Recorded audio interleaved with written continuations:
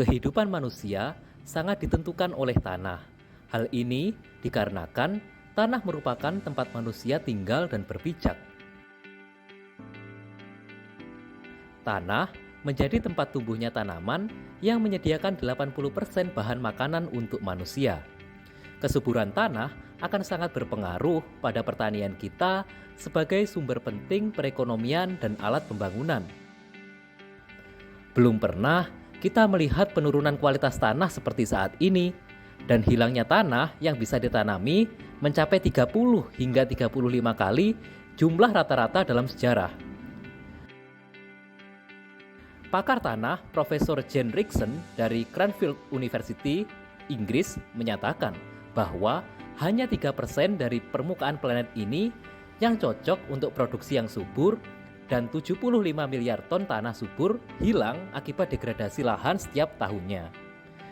Sustainable Development Goals atau dikenal sebagai SDGs muncul sebagai jawaban atas upaya untuk melindungi dan memperbaiki penggunaan ekosistem darat seperti hutan, rawa, lahan, dan gunung. Melindungi hutan dan ekosistem lainnya adalah bagian dari SDGs 15. Beberapa tujuan yang hendak dicapai berdasarkan SDGs 15 adalah menjaga ekosistem darat yang melindungi, memulihkan, dan mendukung penggunaan yang berkelanjutan terhadap ekosistem daratan, mengelola hutan secara berkelanjutan, mengurangi desertifikasi atau penggurunan, menghambat dan membalikan degradasi tanah, serta menghambat hilangnya keanekaragaman hayati. Salah satu upaya untuk menjaga ekosistem darat adalah dengan pengelolaan sampah. Mengacu pada Undang-Undang Nomor 18 Tahun 2008 tentang pengelolaan sampah mendefinisikan bahwa pengelolaan sampah adalah kegiatan yang sistematis, menyeluruh, dan berkesinambungan yang meliputi pengurangan dan penanganan sampah. Pengelolaan sampah bisa disebut sebagai pintu masuk untuk mencapai target pembangunan berkelanjutan, karena hal ini merupakan isu multisektor yang berdampak dalam berbagai aspek di masyarakat dan ekonomi. Oleh karena itu, pengelolaan sampah yang berkelanjutan selain melindungi ekosistem darat dalam SDGs 15 juga merupakan salah satu bentuk tanggung jawab atas konsumsi dan produksi yang telah dilaksanakan sejalan dengan SDGs 12, yaitu konsumsi dan produksi yang bertanggung jawab. Sehubungan dengan hal tersebut, kami, kelompok 43 KKN BBM 65 Universitas Airlangga yang melaksanakan pengabdian di Desa Pastir Harjo, Kecamatan Talun, Kabupaten Blitar, menyelenggarakan kegiatan Pola Samber yang merupakan akronim dari Pilah dan Olah Sampah Menjadi Berkah. Kegiatan ini dilaksanakan dengan memberikan sosialisasi dan praktik pengolahan sampah organik rumah tangga menjadi pupuk kompos. Adapun target sasaran dari acara ini adalah ibu-ibu PKK dari Dusun Sonogunting yang merupakan aktor utama penghasil dan pengolah sampah organik dari dapur rumah. Beberapa alat yang dipergunakan untuk pengolahan kompos ini antara lain tong plastik yang memiliki tutup rapat sebagai media pengomposan, pisau sebagai alat untuk merajang sampah organik yang berukuran besar, botol ukuran besar untuk media peracikan aktivator dengan air.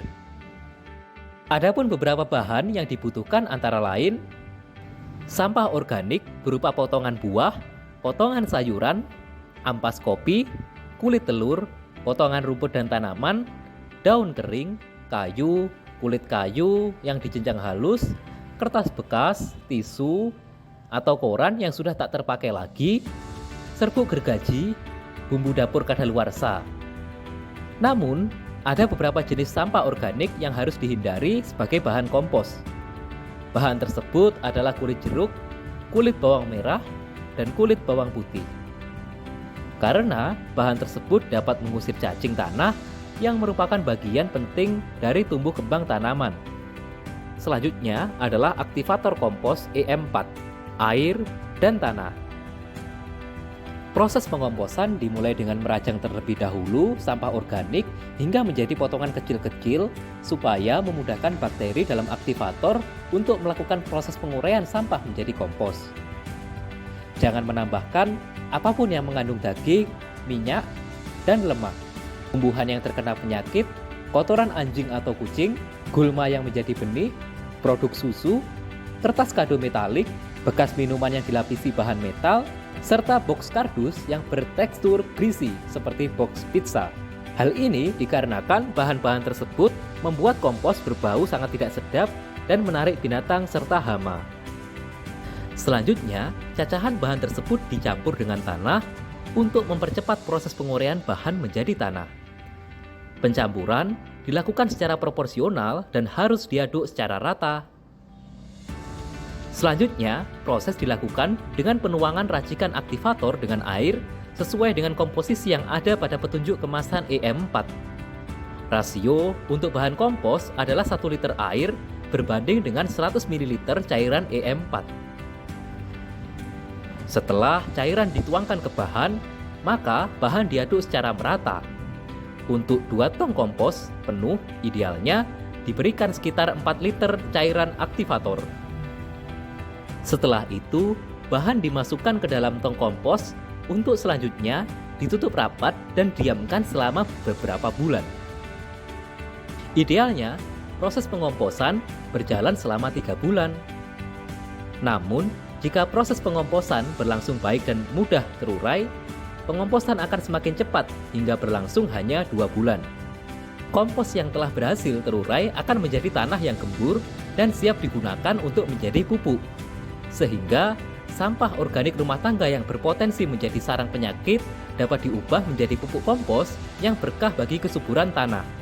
Harapannya, warga desa Pasir Harjo yang mayoritasnya merupakan petani akan terbantu dengan pengolahan sampah organik menjadi pupuk di lahan mereka.